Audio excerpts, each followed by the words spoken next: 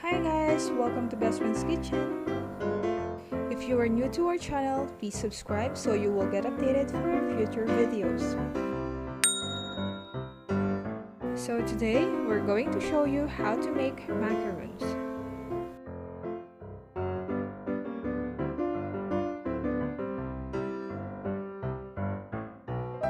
Perfect itong pang merienda or pwede nyo rin gawing pang negosyo.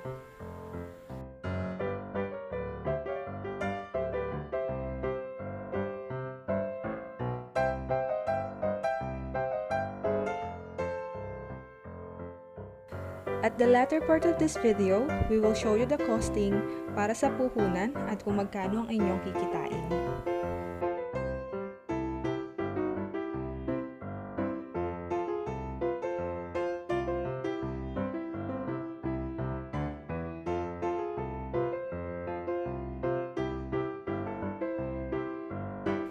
Ito yung complete ingredients for this recipe.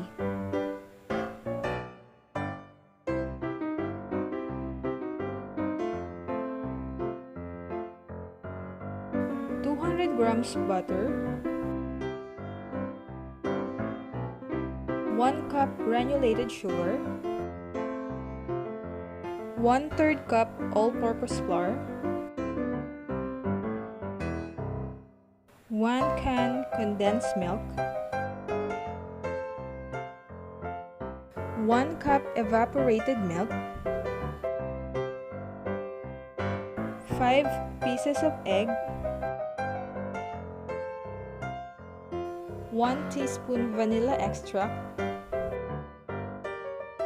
4 cups of desiccated coconut.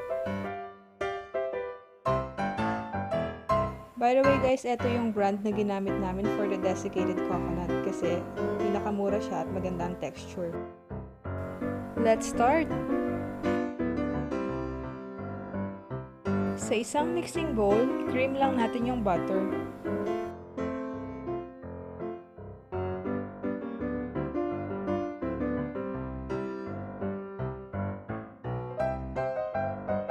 Siguraduhin lang na nasa room temperature yung butter na gagamitin para madali siyang i-cream.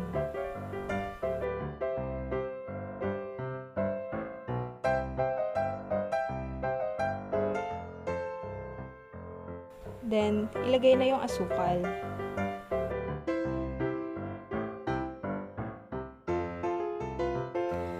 Haluin ng mabuti para mag-well combine.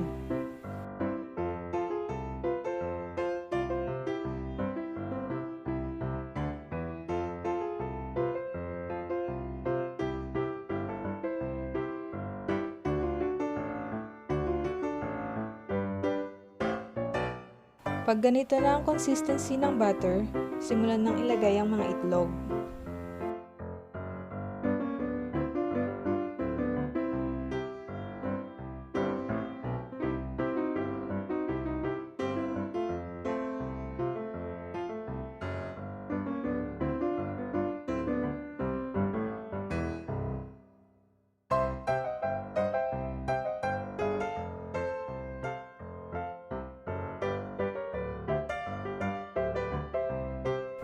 Haluin lang ng mabuti at mas makakabuting gumamit ng wire whisk para mas madaling kumapit ang itlog sa butter.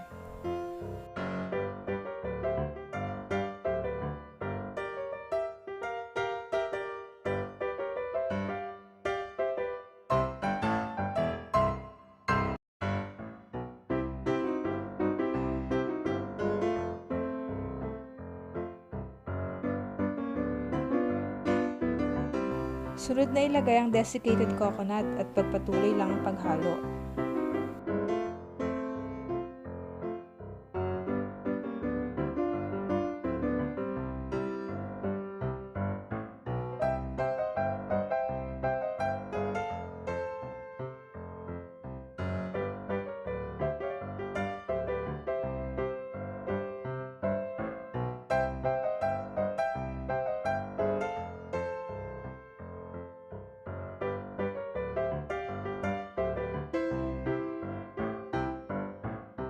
Sunod na ihalo ang harina.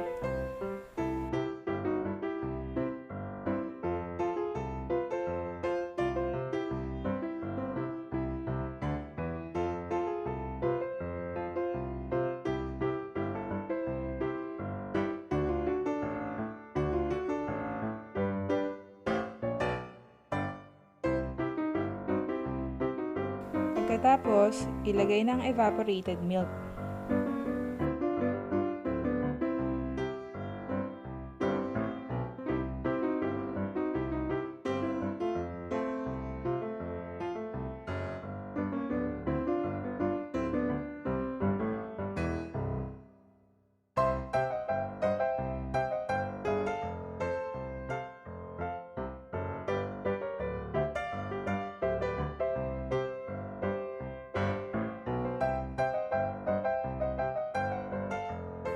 At isunod ang condensed milk.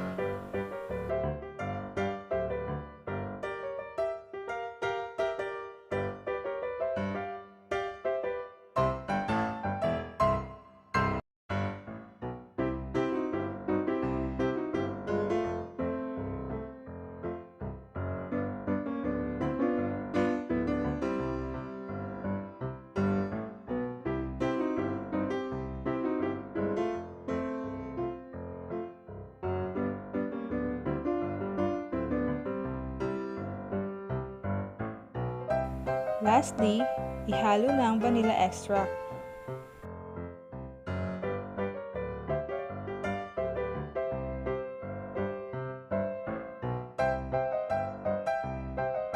Tandaan na ang sekreto sa resepeng ito ay nasa tamang paghalo. I-make sure lang na haluing mabuti ang mga ingredients para makombine ito completely.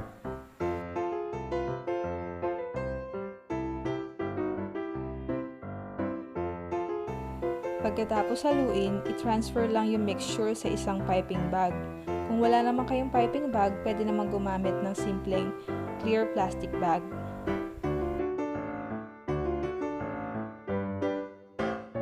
Tapos, set aside muna ang mixture. Ngayon, i-prepare muna natin ang mga paper cups para sa baking. Sa isang baking tray, i-arrange lang ang mga silicone cups.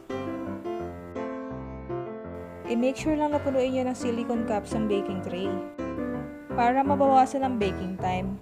By the way, 3 batches ang magagawa sa resepeng ito.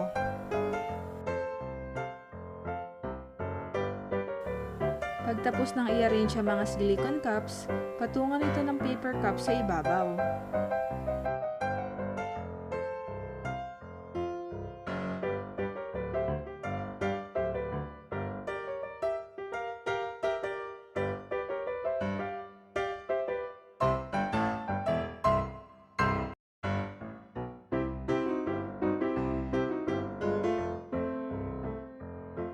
Gupitan lang ng maliit na tip ang plastic bag na nilalagyan ng mixture.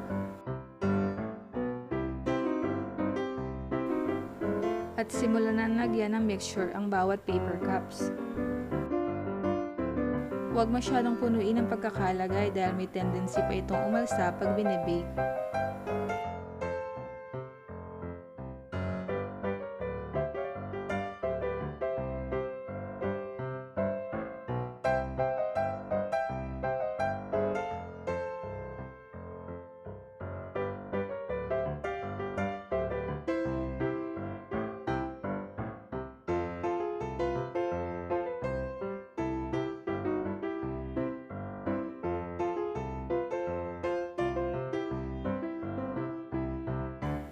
Ayan, ready na to for baking.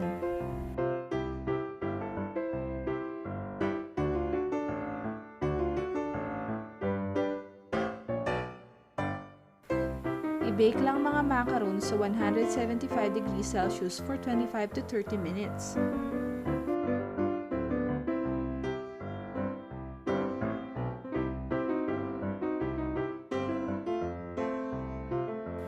So, eto ang magiging itsura nila after baking.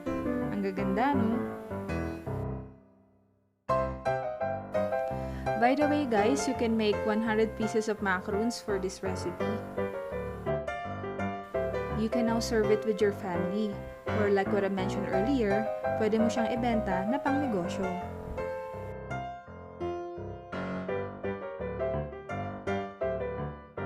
Kung balak mong gawin itong pang-negosyo, pwede kang gumamit ng microwavable container para sa packaging.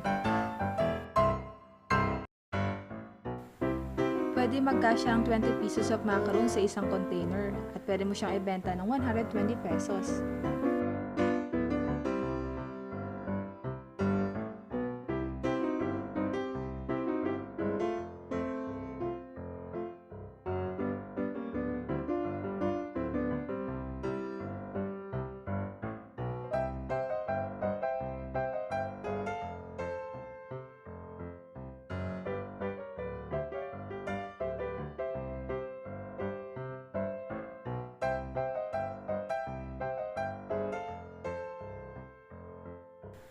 As what we have promised earlier, ito ang costing para sa mga ingredients.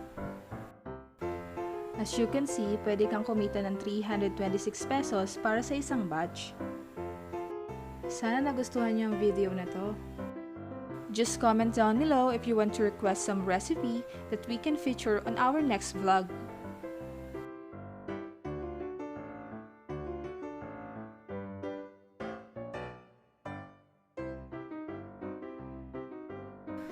Please give us a thumbs up if you enjoyed this video.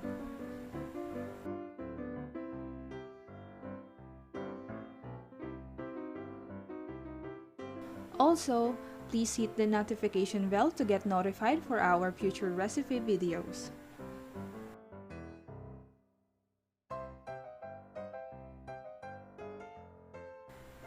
Thank you so much for watching. Don't forget to subscribe. Bye guys! Till our next vlog!